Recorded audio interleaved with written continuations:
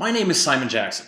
I'm the founder of the Spirit Bear Youth Coalition, and for almost 2 decades I've been working to protect one of the most unique creatures in the world, the rare white kermode, or spirit bear, a genetically unique subspecies of the black bear that's found in only one small corner of the world, one small corner of Canada's west coast. They number fewer than 400 and are most certainly in need of protection. Through the Youth Coalition, we've accomplished many goals. We've created a global network of more than 6 million young people working in 85 countries around the world to raise awareness and support for protecting this bear. And because of all of this work and support, we've helped create the largest land protection measure in North American history, setting aside vast swaths of land for the spirit bear so that it can always be wild and free. And while we still have a few more hurdles to clear, we are most certainly on the road to success. But our road to success began with failure. You see, when I was 13 years old and I first found out this bear existed, I was amazed. I couldn't believe a creature like this would exist in my home province of British Columbia. And what's more, I was amazed that its future wasn't secure. So I wanted to help, and I did what I think any 13-year-old would do in that situation, took the issue to their school. So I asked all of the teachers at my school if I could speak to the students and challenge them to write letters to the Premier BC, voicing their support for saving the last intact ecosystem of this incredible creature. At the time, I hated public speaking. I was nervous, I was shy, I had a stutter, but I knew I needed to overcome my fear if I was to get the message out. And by the end of the day, I did. I got the message through to friends at my school, and at the end of the day collected 700 letters to mail to the Premier BC.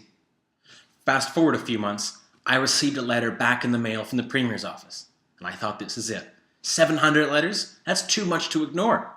I peeled open the letter, and inside was a form letter back from the Premier, basically telling me that what I was asking for was never going to happen. And I was shocked. But you know what? That little bit of failure didn't stop me. Not because I'm special or gifted or smart or even stubborn, although some would argue about that. For me, it really began with the belief that I remembered. When I was 7 years old, I saw my first bear on a camping trip. It planted that seed for a passion. When I came home, I saw stories in the news about bears being threatened in other parts of the world. I wanted to help. I had a lemonade stand.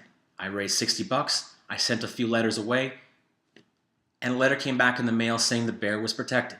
It had nothing to do with me, but it made me realize that my voice, coupled with everybody else, can overcome impossible odds and succeed on behalf of an issue they're passionate about.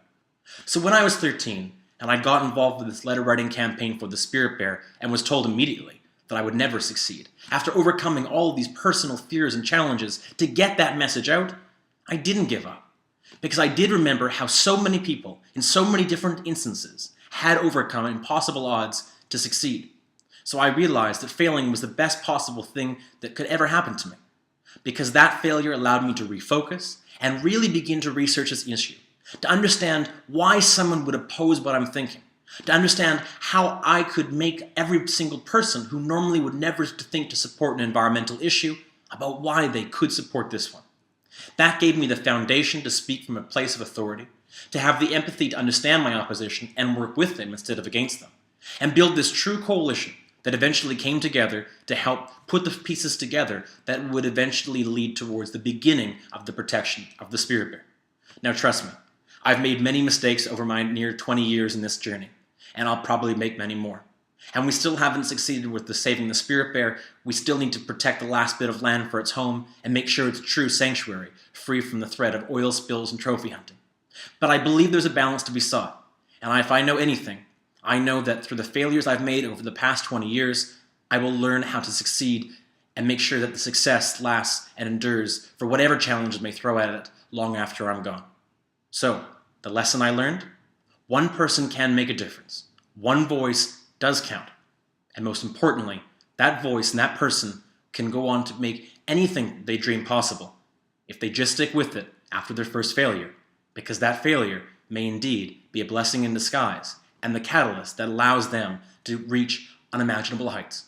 I never thought I'd be where I am today, but I am because so many people dared to care, believed, and overcame so many hurdles themselves.